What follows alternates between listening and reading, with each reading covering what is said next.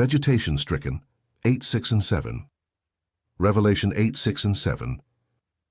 And the 7 angels with the 7 trumpets prepared themselves to sound their trumpets. And the first angel sounded his trumpet, and fiery hail of meteorites mixed with blood appeared, and was cast to the earth. And the third part of the earth was scorched, and a third part of the trees were burned up, and all green grass was burned up. As explained in figure number 1, the first trumpet judgment will commence exactly halfway through the first half of the tribulation and will last for 1 month. It will be remembered that at the very outset of the tribulation, following the opening of the 7th seal, the world had received an unmistakable divine warning of its commencement in the form of unexplainable thunderous voices, an unprecedented display of lightning and a worldwide earthquake, Revelation 8, 1-5. But far from taking warning, by the time of this first judgment nearly 2 years later, the world will have witnessed a series of developments which should have removed all doubt about the lateness of the hour. For at the midpoint of the tribulation's first half, Antichrist will not only have gained power in his own country, Babylon, but will be well on his way to establishing his kingdom, revived Rome.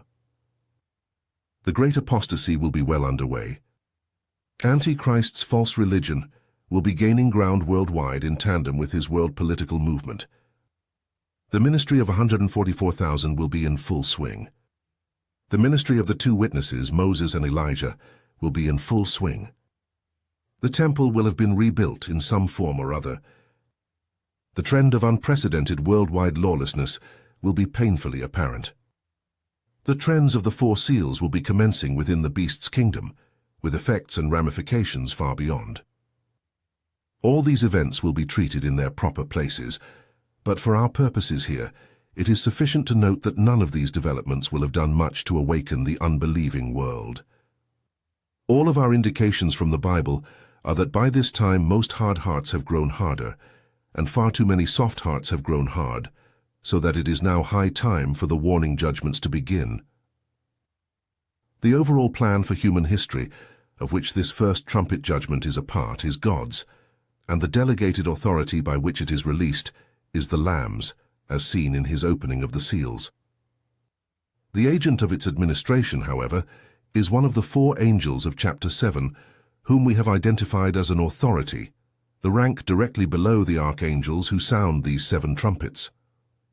As we have seen in the past, these high-ranking angels undoubtedly have numerous subordinates.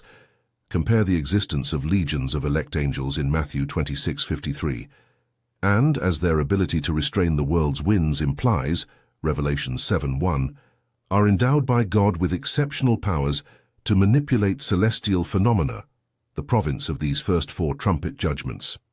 In addition to this direct unseen angelic agency, working from the ultimate and delegated authority of God the Father and the Lamb, we must also mention here that there will be intermediate human agency involved in these judgments as well, for they will be proclaimed and visibly unleashed on the world at the word of the 2 witnesses, Moses and Elijah.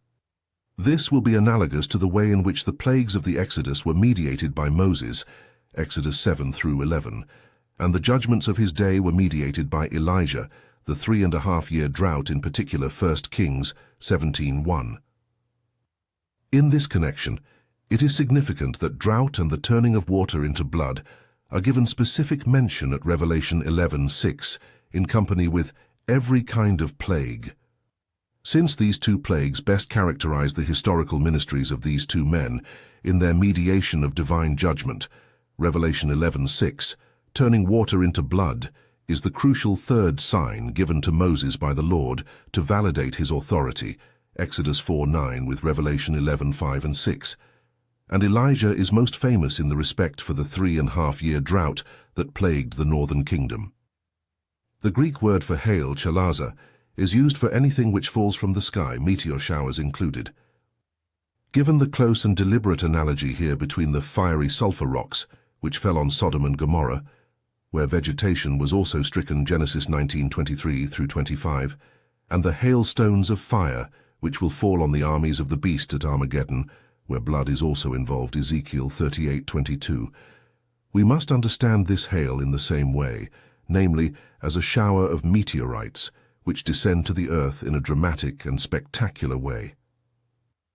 This judgment, however, will be unique, first of all because of the tremendously dire effects it will produce on a scale completely unprecedented in the memory of human experience. A full one-third of the earth will be devastated by the fires these incendiary bodies produce, destroying thereby a third of the world's trees and setting all of its verdant grasslands ablaze. Implied in the phrase "a third of the earth" is the massive accompanying damage that these worldwide fires must inevitably entail for man-made structures of every sort, and we are to understand that a considerable loss of human life will ensue from the extensive series of conflagrations that will be caused everywhere on Earth, to such a degree that an entire third of the planet's land masses will be so affected, distributed around the world and not localized in one particular area. Nevertheless, just as the Exodus generation and the faithful of Elijah's day were spared the direct effects of the divine judgments themselves, though they were not immune to all of the concomitant hardships these judgments occasioned, so we may assume, on the basis of the example of God's protection of his people, Israel during the Exodus judgments mediated by Moses, Exodus 8:22, and his preservation of the lives of those who did not bow the knee to Baal during the judgment upon Israel, mediated by Elijah, 1 Kings 19:18, that those who are truly his will likewise enjoy a measure of protection from this and the other trumpet judgments, despite the difficulties and widespread destruction they will produce. For example, Moses and Aaron are not afflicted with boils in Exodus 9:11.